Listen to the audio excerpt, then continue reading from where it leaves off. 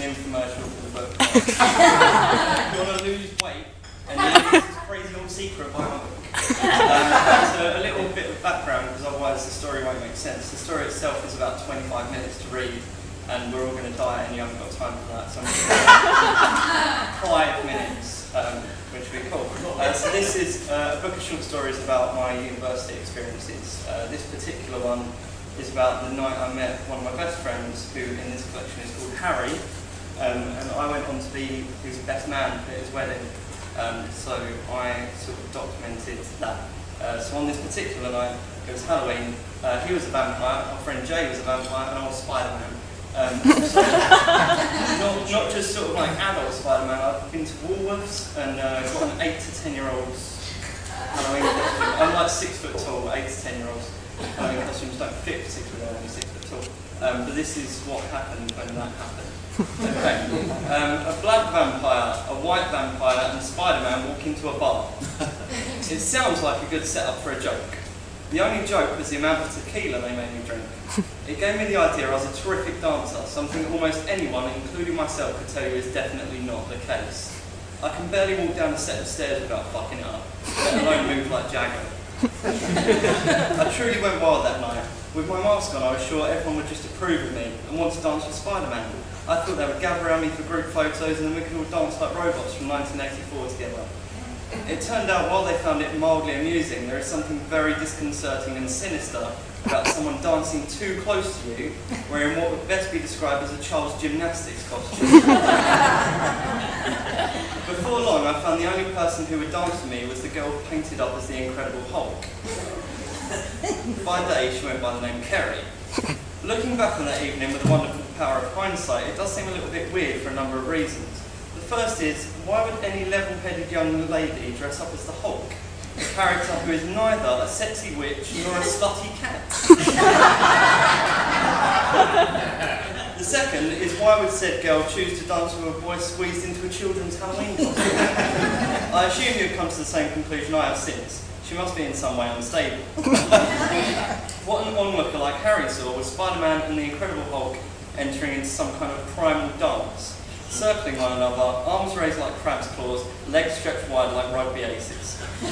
Apparently we danced in that fashion for about half an hour before it all got a bit too much for Spider-Man. I pulled my mask off, smiling at the girl with green face paint sweating down onto her ripped white t-shirt. "Wow," she said, "you look like Pete Doherty." I remember that one very well because it's a very backhanded compliment. And won me over completely. "Do you want a drink?" I asked. "Yeah, vodka and lemonade, please." I did as I was told. An hour later, the lights came on and we shielded our eyes as we realised the night was over and we were still in each other's company. I couldn't exactly call it being with her because nothing had been contracted, and in my naive way I thought that was the way these things had to be done. She invited me back to hers regardless. As it turned out, Harry had recently had some kind of dalliance with Kerry's flatmate Laurie, and had decided he wanted to walk back with us and surprise her by turning up on her doorstep. To me and my drink-addled brain, this seemed like the sweetest and most noble idea I'd ever heard. By this stage of the evening, I'd undone the Velcro back of my costume and stripped the top half from my unimpressive torso. This left me dressed in what were essentially cycling shorts. When we got back to the flat, I was led into Kerry's room so she could de-Hulk herself. She offered me a hoodie because I was sat on her bed shivering in half a costume. I put it on but left it undone. Harry disappeared off to knock on Laurie's door. I tried to take in everything that was going on through the drunken mesh settling on my brain. It looked to me as though she'd been living in that room for years rather than the month or so we'd been on campus.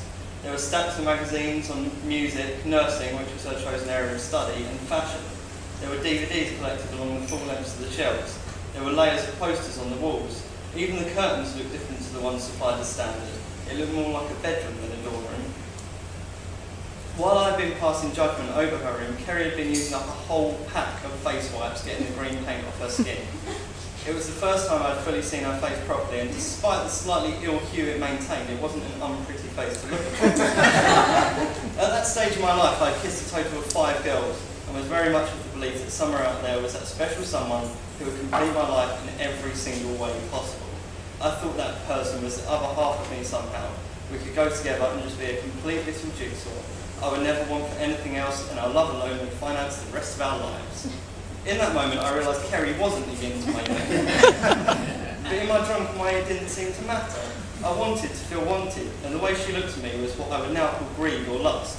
But at the time, I just took for being appreciation of my form.